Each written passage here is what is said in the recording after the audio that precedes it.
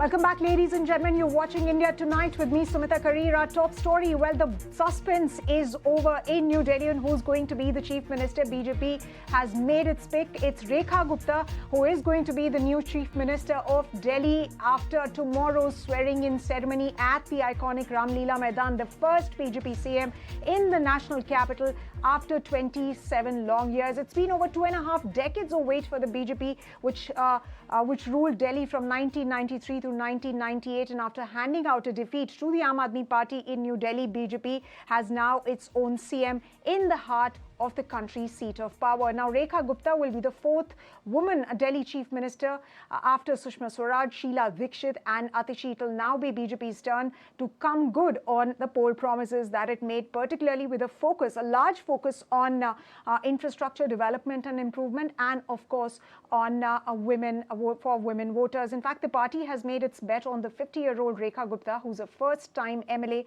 Tomorrow, she will be sworn in as the CM of Delhi at the Ramlila Maidan. Like I said, it will be a high-profile oath-taking ceremony. The national capital will be witness to the event to wait and watch Delhi's tryst with the BJP and Rekha Gupta at the helm of affairs. We'll go to a stellar panel that will be joining us in a short while from now, but let's listen in from the CM designate herself. After the Legislative Party meeting got over, there was a separate pull-aside meeting as well with top 3 key leaders. Let's listen into what Ms. Gupta had to say after the announcement of her name came about. आशीर्वाद, सहयोग और समर्थन के लिए दिल की गहराई से आभार।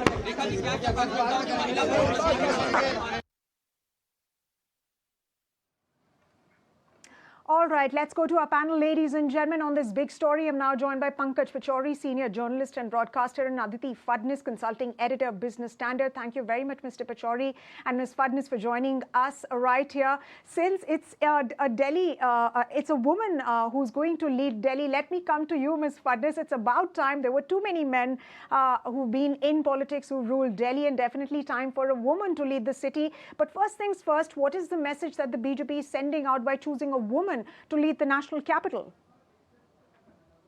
Well, I don't think it's as much the importance of choosing Rekha Gupta is not so much that she's a woman, but that she's a first-time MLA, has a lot of experience of municipal corporation politics. She, if you remember, was stood against Shelly Oberoi. AAP controls the municipal corporation of Delhi, and Rekha Gupta knows the ins and outs of that politics. So elections to the MCD are due, and the MCD is a very important element in Delhi politics. The second, I think, issue is that, that Delhi is run, as you know, it's sui generis, and it's run by Chief Minister nominally. The real powers are in the hands of the central government, which rules through the Lieutenant Governor. The relationship between the Lieutenant Governor and the Chief Minister has not been very happy in the past. So you're going to have a situation of lot of controversy.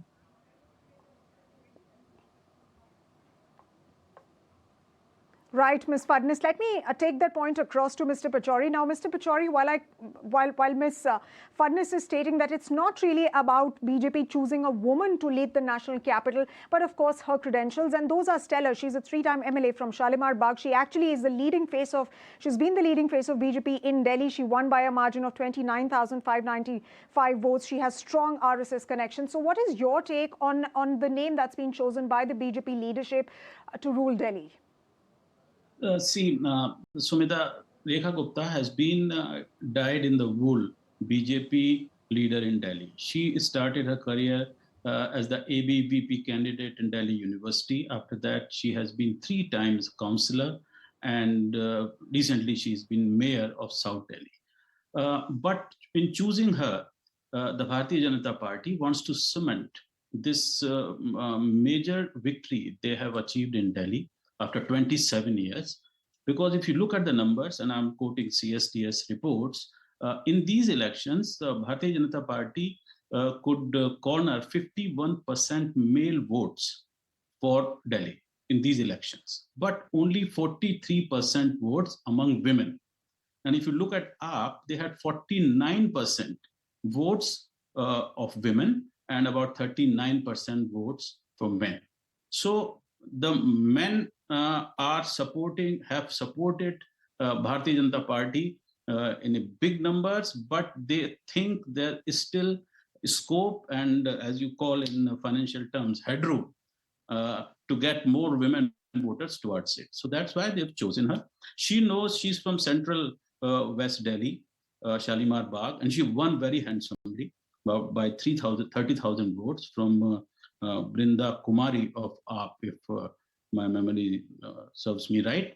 And she knows the central West Delhi because she's worked there as a councillor, and she has been a mayor of South Delhi, which is the Tony and comparatively richer part of Delhi. And she is come up the ranks. Akhil Bharatiya Vidyarthi Parishad, after that council, and after that she became a mayor. And this is the first time she won as a MLA. And the real surprise is that the giant slayer, Parvesh Verma, son of Sahab Singh Verma, he has been also sworn in today, and the rumor is that he'll become the deputy chief minister in this thing. So the BJP is not, not risking anything. They want the women vote more, and they want the kind of male, aggressive, Hinduwadi vote. So that's why Pravesh Sharma also, he's also been named, and I think he will become the deputy chief minister. So BJP is not taking any chances because they've come to power after 27 long years, and they want to give a government which represents almost every part of this city, which is like country, and it's very difficult to run Delhi. Absolutely. It's very difficult to run Delhi, and she has a massive and mammoth task ahead of course, solving some of the key infrastructural problems that Delhi currently faces, and of course, fulfilling the whole host of promises that the BJP made ahead of polls, including those freebies that were promised. Ms. Fadnis, I want to understand from you, of course, this is about her credentials as well, but when we look at Delhi elections and the kind of work that's been done by its candidates, Parvesh Verma was, of course, he came out, or he was addressed as a giant slayer. Why was it that he was not the chosen candidate to lead the party in New Delhi as a CM face? Well, both Sahab Singh Verma and Madan Lal Khurana, both of them have been at the forefront of more powers to Delhi, statehood in the real meaning of that word.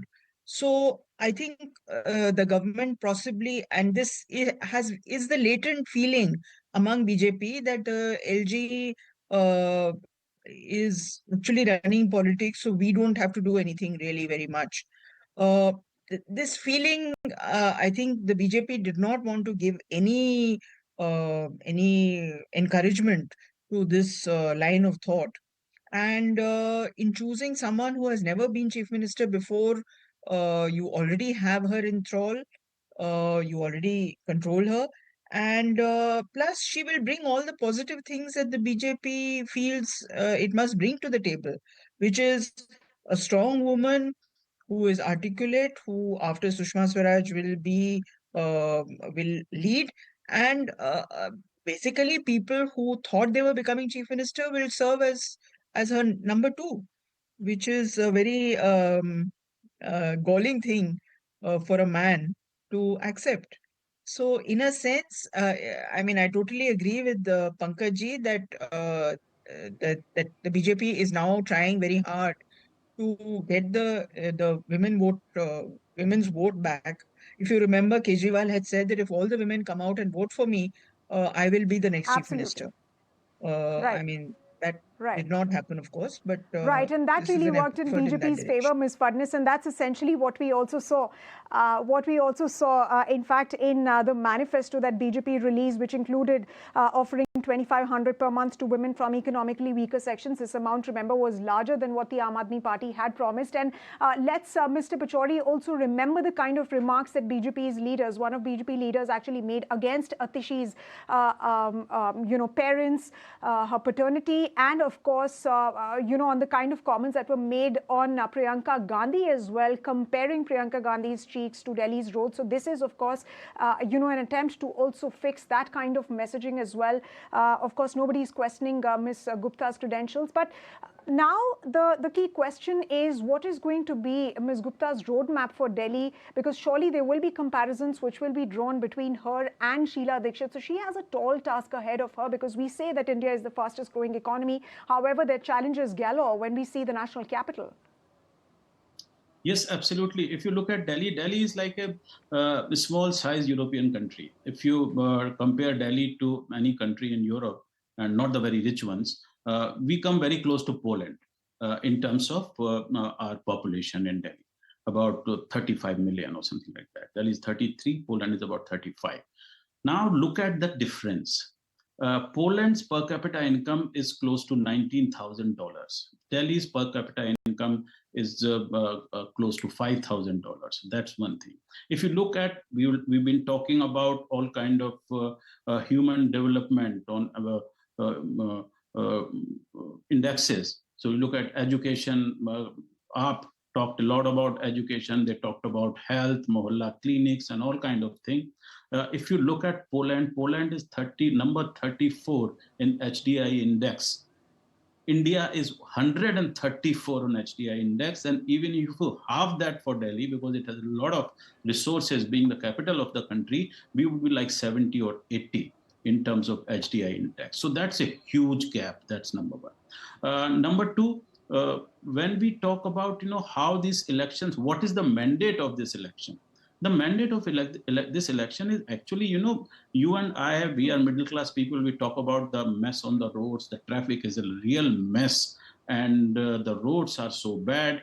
All those kind of infrastructure problems aside, but the vote in this election, if you look at the same CSDS survey I was talking about, people have voted, and this is post-election survey. So 25% of people have voted because they think the corruption has increased. That's number one. Secondly, and it's a huge chunk, 21% people voted because they want someone else. Because 15 years, we had Congress rule under Sheila Dikshit. Then another 23 years, we had the AAP rule under Kejriwal and then Atishi. So they wanted someone new to run the place. It's that kind of thing. Then comes governance. Bad governance, like 17% people said that they voted against bad governance, and on the employment front, about 10% people. So the top 5 reasons for voting, I mean, infrastructure is nowhere. So it's a funny thing that we think that Delhi people will be voting for infrastructure and all that. No, they are not voting on these issues. And that is the challenge, to make Delhi, we had just had the G20 summit last year in Delhi. And you knew the kind of things the government had to do. They had to put curtains to show, to hide the slums and the parts of Delhi they did not want to be seen by the foreign delegates. You know that Delhi may be a capital city, and compared to Bombay, people who always keep complaining that Delhi gets all the money, we are really in a very bad situation right now. 40 years ago, when I came to Delhi, the population was about 6 million. Now it's like 33 million. So you can imagine the kind of infrastructure we have seen. I mean, you talk to anyone, everyone says that in terms of infrastructure, Sheila Dikshit government was pretty good. 82 flyovers were built, and we have not seen that taken forward during 3 terms of AAP. So that's a big problem, and that's the huge challenge for the new chief minister. Absolutely. Absolutely, and perhaps here's hoping that, of course, this governance lapse that's been seen during the Aam Aadmi Party's regime will be taken care of, and of course there will be a push towards creating a better infrastructure for the national capital, better roads, given that Mr. Pachauri, it's BJP's very own leaders who actually went from one constituency to another, exposing what the condition of roads, what the condition of water in localities was really. But one final question to you, Ms. Fadnis, before we wrap up this discussion.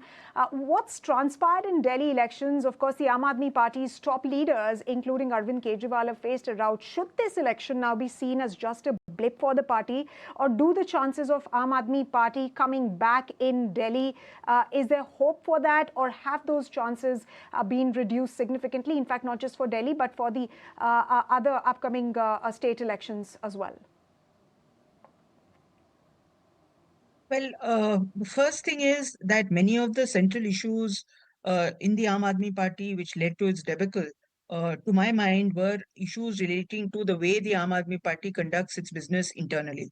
There is hardly any internal democracy, and with the top leaders in jail, the party was running like a headless chicken.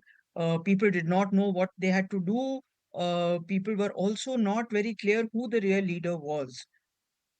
Maybe at this point, if Kejriwal had played the old card, which continues to have some significance, which is that I am going to resign from the chief ministership and I will never be chief minister ever again. I will only be the party president. So if he had done that, maybe people would have said, okay, now we can take a breath and figure out, where the party is going. Because frankly, I mean, he's barred by the Supreme Court from doing anything as chief minister. Even if he had won, he would not have become chief minister. Having said that, I think the biggest problem is that this issue did not figure in the election campaign at all. It may have been at the back of people's minds, but it was not an issue on which the election was run. The election was run on the issue of efficiency. Delhi government is just seen as completely inefficient despite having some very good ideas of governance. So and at every step it has, I mean, that also has to be acknowledged, it was stymied by the Home Ministry, including the project it had of delivering ration to your doorstep. So I think the new government will go back to tried and tested methods. They will not try anything revolutionary apart from the cash that is going to be delivered to women, which is a tested formula in other states as well. And they will just try to be efficient. They will try to do what they promise they will do. That actually is, people don't want to go in Delhi on flights of fantasy. They don't want to be led up the garden path anymore. They want solid development, solid institutions, some, Absolutely. all this ephemeral stuff about Absolutely. uh, dynasty and all these Right. things. It hasn't worked.